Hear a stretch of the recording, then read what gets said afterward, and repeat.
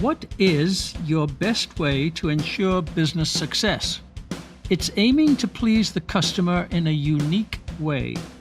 To do that, build, populate, and nurture an island of specialization. This is the Economics for Entrepreneurs podcast, a project of the Mises Institute, applying the principles of economics to start, grow, and manage your business. For free tools, resources, key takeaways, and actionable insights from each episode, visit Mises.org/E4EPod. Now, here's Hunter Hastings. Hi, Hunter Hastings here. At Economics for Entrepreneurs, we want to help you put theory into practice, and as a result, build, grow, and sustain a successful business.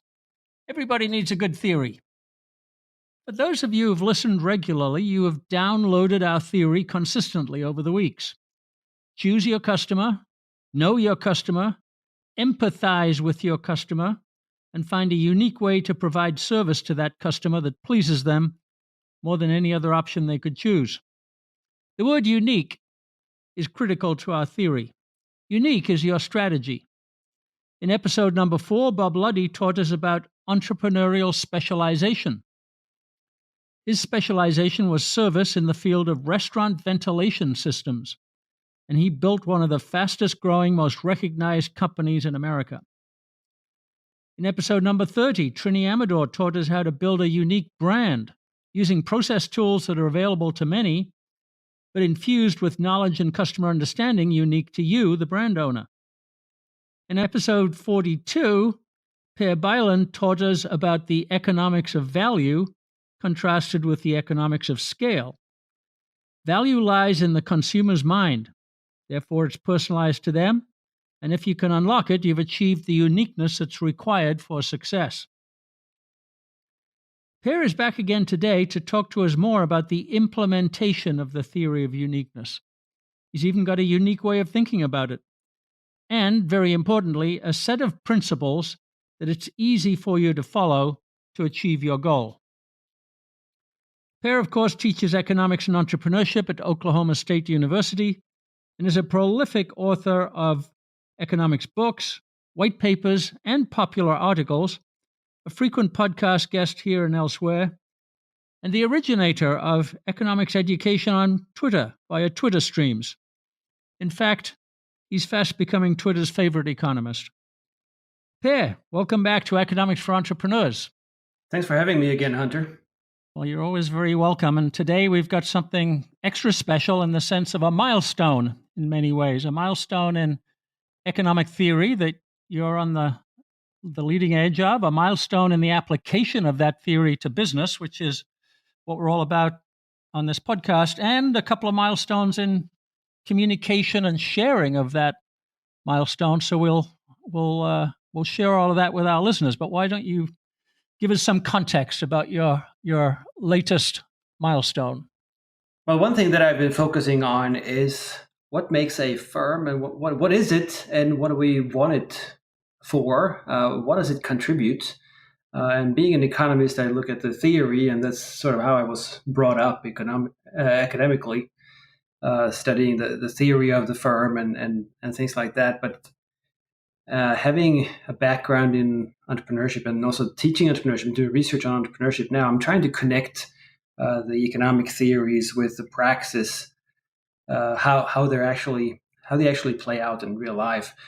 And one thing that is striking is that while economists sort of assume that we have firms, and entrepreneurs also they focus on starting a firm, we don't really know a whole lot about what firms are and what they mean in the economy, and why we have firms instead of everybody being self-employed and contracting with each other. What is the actual difference, and what is it that makes firms so innovative and so important for our market economies?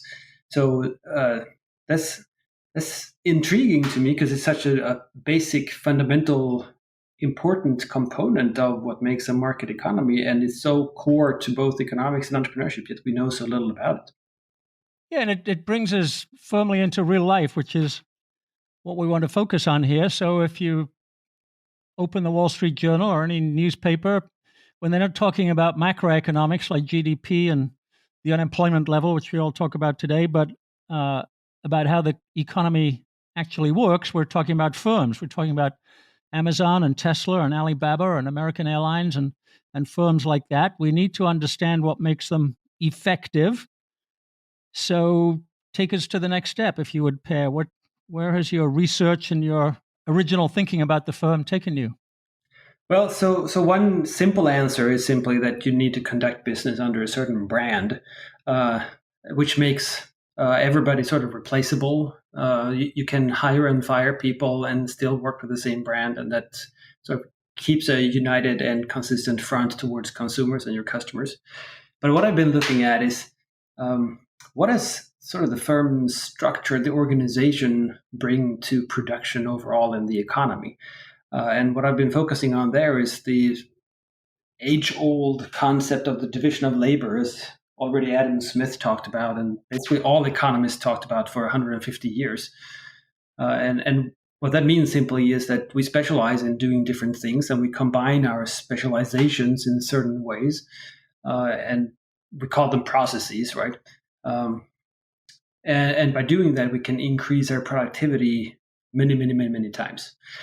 And how do you get this new specializations and new processes introduced in the marketplace? Well, you can't really do that alone because you are not a process, and it doesn't really matter if you change how you do things a little bit or even a lot. It's still only you doing it. So the return to your investment, the return to this new idea is still marginal. It's not huge.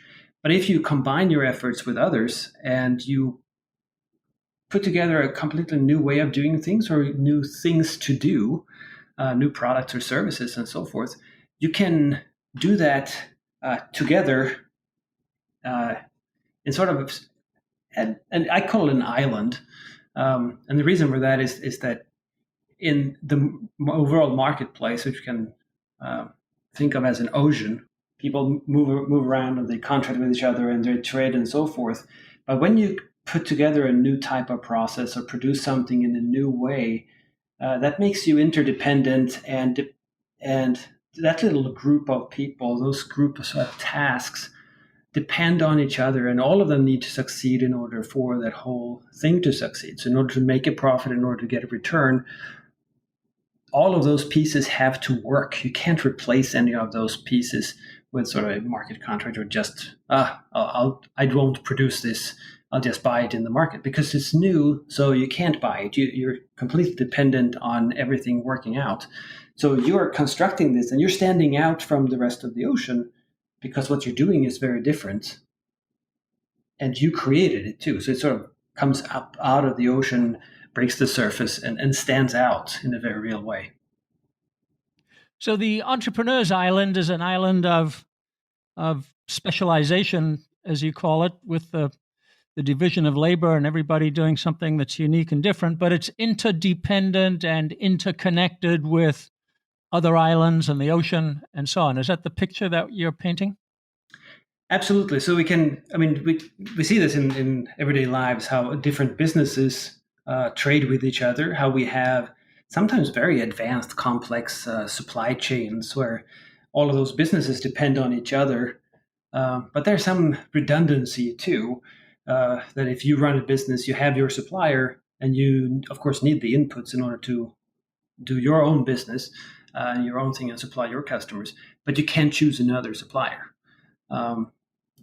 So it's not that every supply chain itself is sort of an island, but you create a new island, and then you, of course, need to relate that island with other businesses through, in a sense, constructing bridges to other islands or ferry traffic or whatever you want to whatever picture you want to. Yeah, wherever your metaphor takes you. Huh? Exactly. Yeah, and this is also in the context of what you also tell us to think about, which is constant change. So the island, once constructed and once interconnected, you've got to keep maintaining it and upgrading it and keeping pace, right?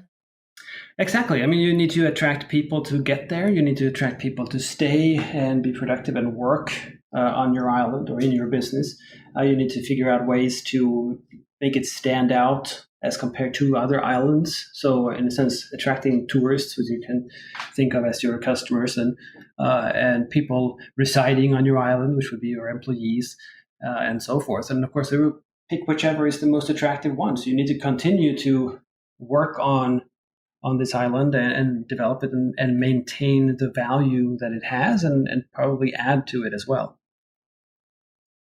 Now, another element of your work, Per, is that you're very focused on making this idea applicable in the real world of entrepreneurship. You've been working on this research for many years. You've published in academia. You've published a whole book about your new theory of the firm.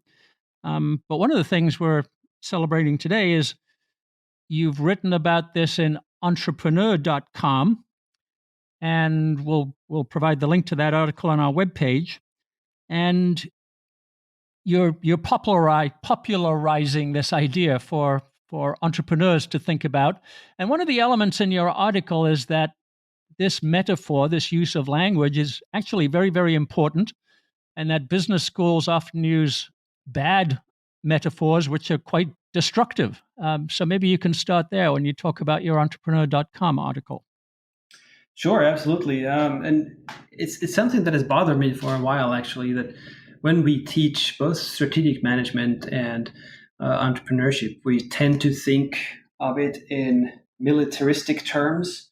And in a sense, how we think about things, that's how we do them and how we live them and how we make them happen. So we talk about getting a moat. We talk about conquering a market. We're talking about a war with our competitors and so forth. And war is only about destruction, and it's only about conquering territory. But in the marketplace, as we have talked about many times, there's really no such thing as a territory. The only way that you can sort of gain ground in some sense is to offer value to your customers. And what is valuable to your customers, that changes over time. So it's very strange to think about this in territorial terms. And thinking about it as an army, then you immediately think of it in terms of weaponry and death. And that's not how it works. I mean, whoever knows something about entrepreneurship knows that entrepreneurs locally tend to have clubs and communities, and they meet and they help each other with problems and so forth.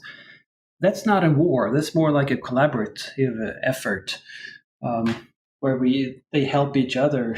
And of course, they're competing, but they're competing in terms of creating value for the consumer. That's hardly what armies are doing. They're not trying to attract the territory to their army by providing value. I mean, they're bombing it to smithereens, and then the other army will give up. I mean, and that's not at all what is happening in the marketplace. And it gives us a very wrong idea, I think, thinking of the marketplace in terms of war. Yeah, and it also, I think, contributes to the bad image that capitalism and free market entrepreneurship and even big business has today, because we've developed this imagery of aggression and coldness and cynicism that pervades warfare and militarism, whereas another stream of language that you've developed is the whole ethic of entrepreneurs. So war is the opposite of ethics, I would think, and we believe in the ethic of entrepreneurship, serving other people. Yeah, absolutely. That's exactly right. And I mean, I don't think any entrepreneur who starts a business and who has done this for a little while thinks of their business in terms of let's conquer the customer. That should be very foreign to any entrepreneur. That's not what they're doing. What they're doing is serving the customer. They're trying to please the customer. And that's the only way that they can get the customer to part with their money and pay for the service so that they can cover their costs. So it has nothing at all to do with the destructive, militaristic uh, language or terminology that we unfortunately use when teaching this stuff. I'd like to observe at this point just what a brilliant content creator Per Bylund is. He's wrapped the Austrian theory of the firm in an engaging metaphor, islands of specialization, that draws us in and makes us think better. And he's given us 4 principles of action, how to actually build our island. Are you a content creator, a teacher or instructor or professor or trainer or consultant who would like to contribute your brand of content to our Economics for Business project? Go to e4epod.com/creators. We'll give you your free ebook, Austrian Economics and Contemporary Business Applications, and tell you how you can become a content contributor. That's e4epod.com/creators. The letter E, the number 4, the letter E, pod.com/creators. And now back to Per. In fact, in your entrepreneur.com article, you talk about 4 foundations on which we can proceed with island building. And your first foundation is aim to please, which that's new language. That's very simple. It's basic, and business is not so hard when you bear that in mind, that you're aiming to please customers. Yeah, exactly. And I think we should start there. And we've talked many times, you and I, on this podcast about what is value and how do we provide the consumer with value and how do you facilitate this value for consumers. And that has to be core to what you're doing as a business, as an entrepreneur. And if you have this sort of motto in your mind when you start a business, that you are there to please the consumer, then you are already halfway there in a sense, because then you have already granted that the consumer should be your focus. That should be who you're trying to serve. And of course, you can't serve someone without doing it on their terms. So it's not about you producing the product that you want to produce. It's about producing a product that the consumer wants to produce and that the consumer will choose over other products. So it's really putting the consumer at the very core of what your business is. Yeah, so in our academic language, we talk about that as consumer sovereignty. And in some of the business literature, it's consumer centricity or customer centricity.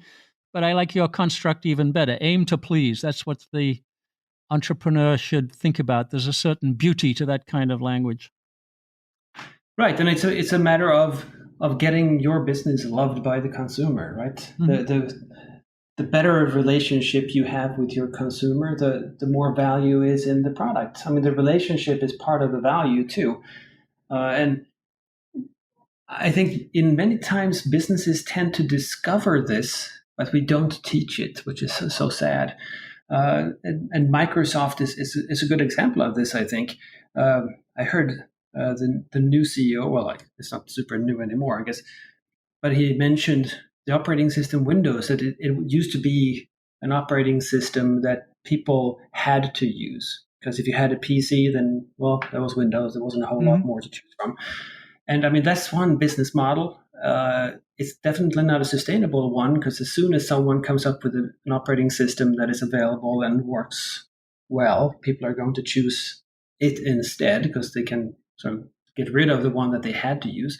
So his task was to make people love Windows and love using Windows. And I mean, whether he's successful or not, I mean, that's a matter of your own preference and taste and whatever else. But he understood that part, that it shouldn't be just a tool, and definitely not a tool that you had to use just because it was the only tool.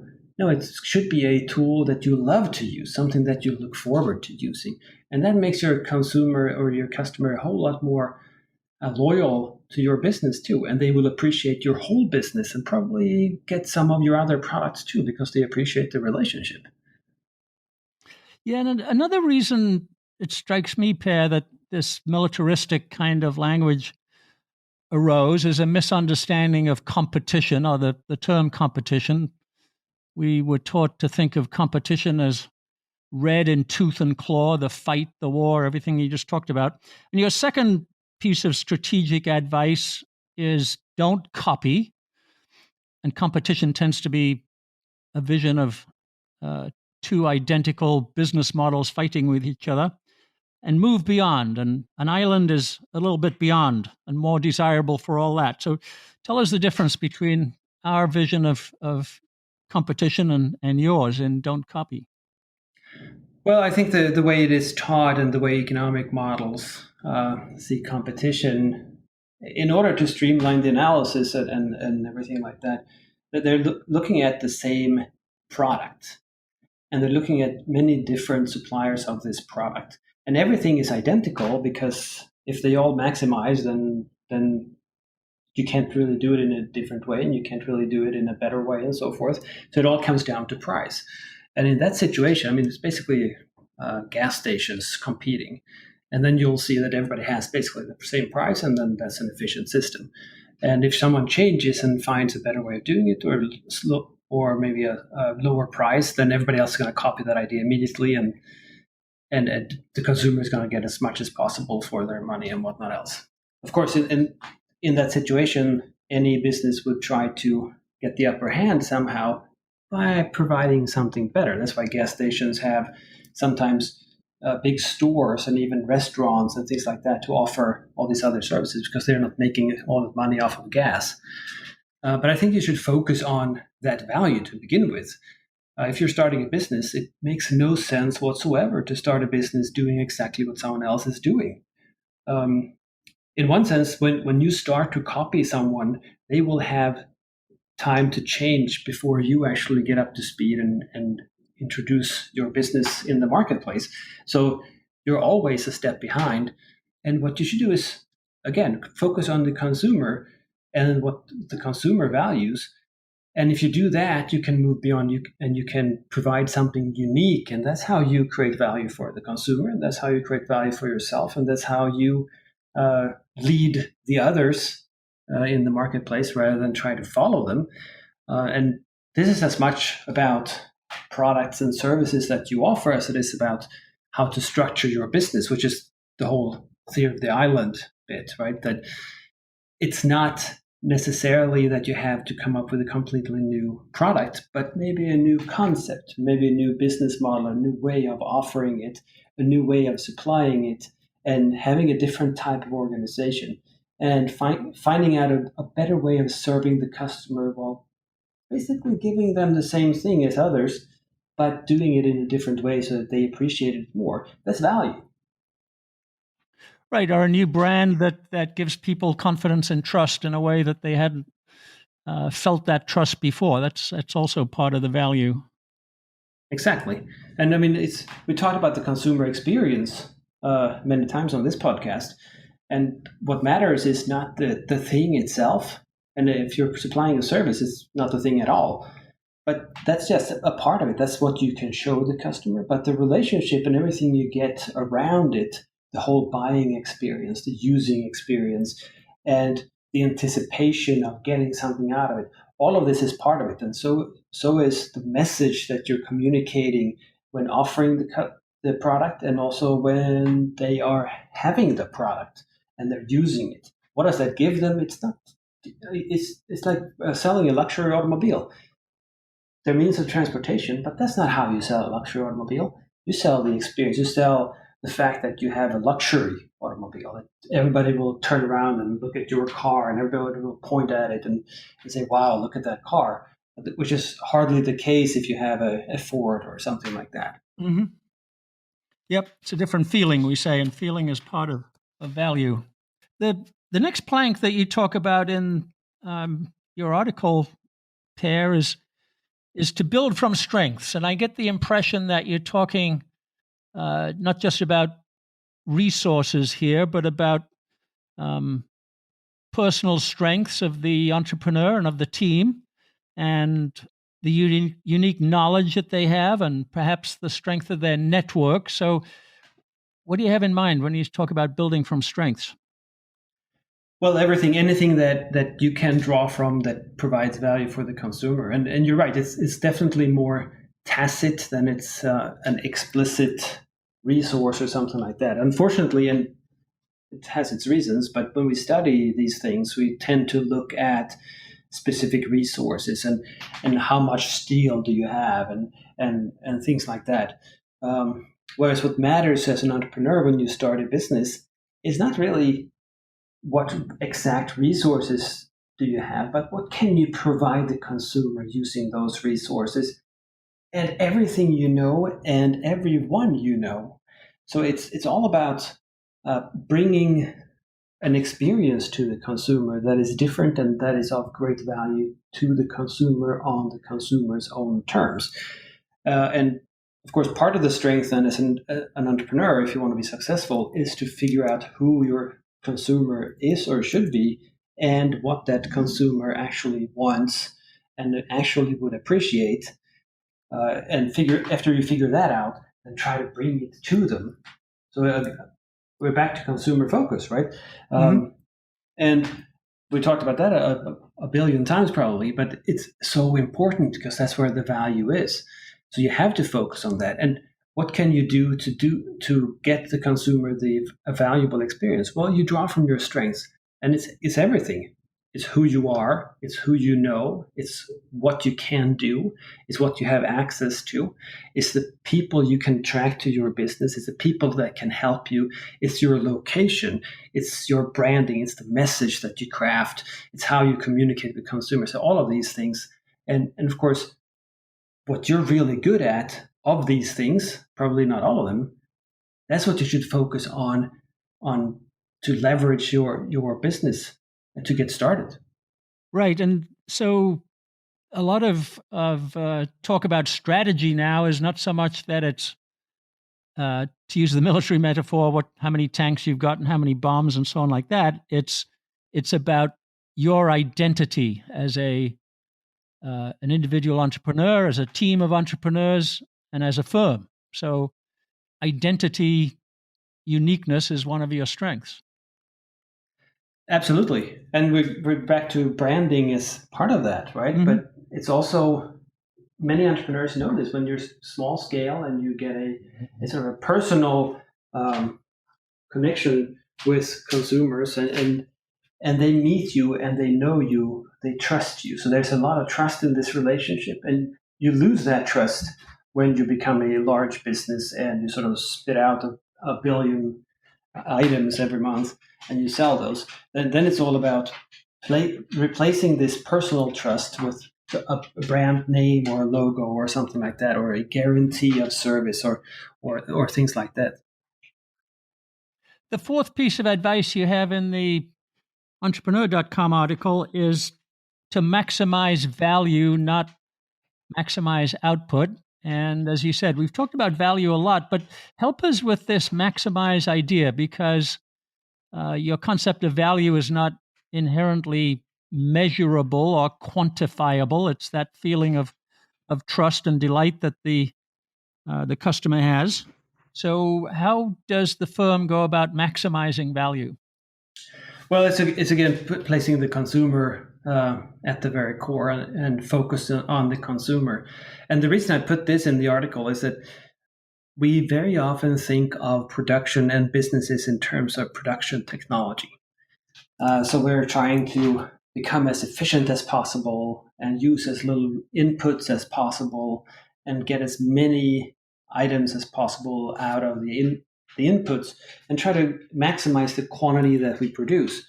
And I think that's exactly the wrong way to think about it, because what you're doing then is that you're producing commodities and you're expecting exactly the same good, because if you standardize and automate production, then that lowers the cost per item, right? And you can increase the quantity. But you're not thinking of the customer anymore. You're not thinking about the consumer and what value you can actually bring. What you should do when you start a business and when you run the business as an entrepreneur is to think, how can you satisfy the consumer with what you got? The consumer is willing to pay more if you can offer the consumer something that the consumer really, really values. So we talked about that before. A good that sells itself is a good that the consumer really, really likes or the consumer really, really wants. And that means you can set a high price for it because they're willing to pay it because they're still so much better off that they would pay a lot of money for it because they believe so much in it and they anticipate that they will get so much value out of it. And then your job is simply to keep the cost sufficiently lower than the price that the consumer is willing to pay. It's not about fixing the inputs, fixing the outputs, and then figuring out how to get as much output from the input as possible. That's the wrong model. You can do that potentially after you have already discovered what consumers want and you've discovered that there is great demand for your product. I'm not saying that you should simply overlook efficiency at all, just waste resources as much as you like. That's not the point. The point is that the resources that you use should be used to produce value for consumers. They should not be used in a way to maximize the number of goods. Yeah. Having said that, though, Per, one of the places my mind goes when we talk like this, not just in this podcast, but elsewhere in economics, is that we may have been misled a little bit by the whole idea of efficiency defined as more units at lower cost.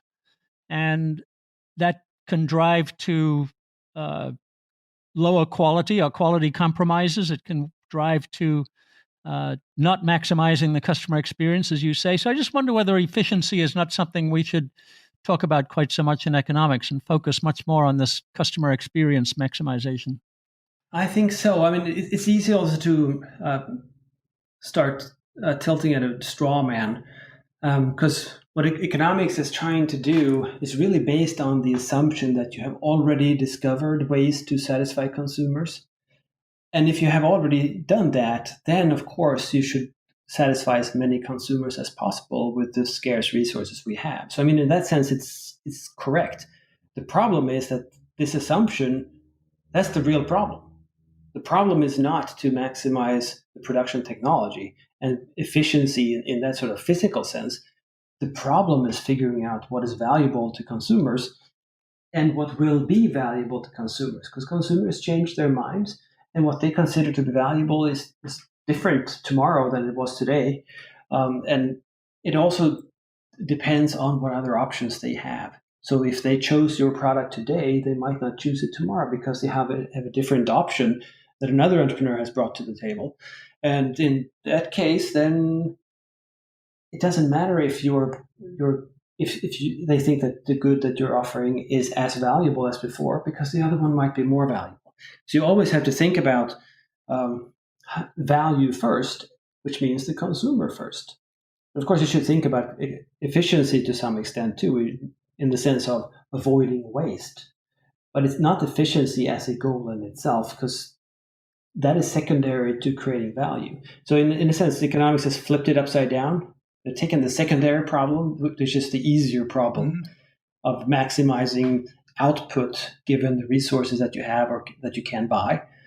But based on the assumption that you already found a lot of value for consumers. Whereas the real problem, of course, is the assumption. It's how you produce all that value for consumers. I'd just like to mention at this point that Per Bylund's full-length essay on islands of specialization as a path to business differentiation is available in our newest ebook. It's called Austrian Economics in Contemporary Business Applications, where 6 of our leading professors, including Dr. Bylund, share their own personal experiences of ways in which principles of economic theory, when applied to business strategy, generate new understanding, new ways of doing business, and new paths to growth. It's available free at e4epod.com/ebook. That's the letter E, the number 4, the letter E, pod.com/EBOOK. And now back to Dr. Bylund. Let's talk a little bit, Per, about your hard work in publishing at entrepreneur.com, which has, I think, 2 million followers or 2 million reach anyway, last time I looked. And I can add that you're rapidly becoming Twitter's favorite economist. And you obviously believe that the individual economics and entrepreneurial economics that we call Austrian provides a better way to think about business strategy, business growth, business sustainability. So, talk to us a little bit about that, about expanding the reach of your kind of economics, your brand of economics, to more entrepreneurs and more businesses. Well, I think that it's really important to reach out with what we know, because we actually do know so much. And just like we talked about a minute ago, that what is being taught is not bad. It's just not good enough, and we know better. And I want to reach out to the public and sort of share the little that I've come to understand and what I know to those who might not have come across this yet. I mean, if you get an MBA and then go into business, you have learned a lot of useful tools, but those tools are a little bit beside the point, and they're not the best tools. I think there's a better way of looking at the economy and looking at business, and that is what would you get from Austrian economics, seeing the economic system as a dynamic market process rather than as a static supply and demand structure. And in this dynamic process, of course, you have entrepreneurship and you have innovation and you have change, and everything is sort of moving all the time, and no one can really put a stake in the ground saying, hey, I found a business that makes money and now I'm just going to sit here and exploit this opportunity forever. Because that opportunity is not going to be there forever. Everything changes. And I think as soon as we realize this, we need a new language like we're talking about today, and we need new tools, and we need a new way of thinking about these things. So I'm using entrepreneur.com, and like you mentioned, my Twitter account, and I write columns elsewhere, and I teach in different places, both for different institutions and in different parts of the world and so forth, about these ideas, this new perspective on how to see things and how helpful this is. And I think it does solve a lot of problems for entrepreneurs that they end up having completely unnecessarily. Well, let's mention now, Per, that we're making an initiative in the direction of recruiting more instructors and teachers through our Economics for Business project, which is kind of the parent brand of Economics for Entrepreneurs. We have a new ebook that we'll be publishing that wants to shed light on that applicability of Austrian economics and business. And it features you and 5 more professors who are at this leading edge of business thinking. Peter Klein is in there on entrepreneurial action, Matt McCaffrey on complex project investment appraisal, Vishal Gupta on entrepreneurial creativity through subjectivism, Steve Phelan, who's been on this podcast a few times, on the role of qualitative judgment, and Mark Packard on how to be an Austrian success in business and in consulting and in teaching. So that's all in addition to your own Islands of Specialization chapter, greatly expanded, and it's got some additional concepts and ideas from the entrepreneur.com article. So tell us about this idea of reaching out and recruiting more of these business instructors to do what we're talking about doing. Well, in a sense, I think it is about changing the world and creating a better world. And I think that's the business that entrepreneurs are in. So whoever is running a business or whoever thinks about starting a business, what they are doing, and I think we talked about this before, is that they are creating our tomorrows. So that's a very important type of business. That's probably the most important thing that you can do. So bringing this out is how to do it well, which is what we're talking about, and avoiding common mistakes. Unfortunately, we can't teach how to succeed and how to make a ton of money as an entrepreneur, but we can teach how to avoid the common mistakes. And unfortunately, very often people make those mistakes, even if they have proper education, but because this education is not based on the theories that we teach here. And that's why this ebook is so important, along with all this other content that we have produced.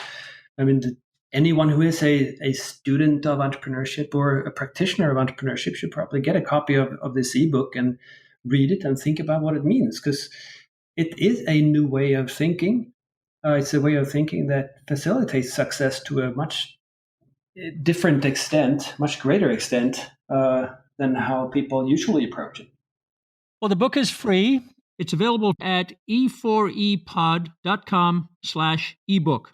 And as you say, it's good for entrepreneurs who are practitioners, but also we'd love to see PhD students and PhDs and professors and lecturers take a look and think about where this whole application of Austrian economics and subjectivism to business can go. In fact, as a last departing question, Per, let me ask you that. You've worked on this theory of the firm for a long time. This islands of specialization idea has a lot of promise in business practice. You've thought a lot about the proper application of economics to business. Let's say we did get a little bit of a movement going of Austrian-friendly business instruction. Where would you speculate that this might lead, that this might get us? Well, it will lead to a different world, I would think. I mean, what I've been doing as an academic is simply develop the theory because I'm interested in understanding how it actually works. But by uncovering how it actually works and putting words to it, we can use this knowledge and refine the world, improve the world, make a much better tomorrow than used to be possible. So the way I see it is that I have in the book that you mentioned, The Problem of Production, I've explained how the firm fits in the overall economic development or economic growth process, how we get to experience much higher levels of well-being in society overall. And I think that we can get to a much higher standard of living very fast if we just do the right things. And higher standard of living is not simply the way we usually think of it is more money and more stuff. But that's not really what higher standard of living is about. It's about having a much more comfortable and healthy and long life. So higher standard of living is about affordable and very effective health care, how to stay away from disease, how to be able to enjoy yourself and probably work fewer hours or at least more enjoyable hours and do good things and be a good person and afford to make all these choices and try things out. So in a sense, it's about becoming truly human. And I think we're much closer to this today than we've ever been throughout history. And there's no reason to not unleash this enormous power. And I think that's what is within our grasp if we are able to get these ideas out there and inspire more entrepreneurs and more thinkers and more talkers and more of everybody and focus on how to actually bring value to other people's lives. Well, that's great. So let's definitely pursue that. I would add that in addition to the aim to please plank, which I think is very inspiring and can lead us in a lot of great directions, the individualism of Austrian economics, as you called it, being truly human, can also improve prospects for employees and their relationships with firms, with suppliers relationships, which you've mentioned, and the whole positive view of the role of business in the world, as opposed to the negative view that the militaristic metaphor has produced. So let us pursue that. Per, thanks very much for all of your efforts in that direction, and we'll point everybody to your articles and to your new ebook.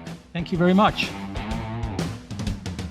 Economics for Entrepreneurs is a production of the Mises Institute. To explore more content like this, visit Mises.org. That's MISES.org. For more from Hunter Hastings, check out hunterhastings.com.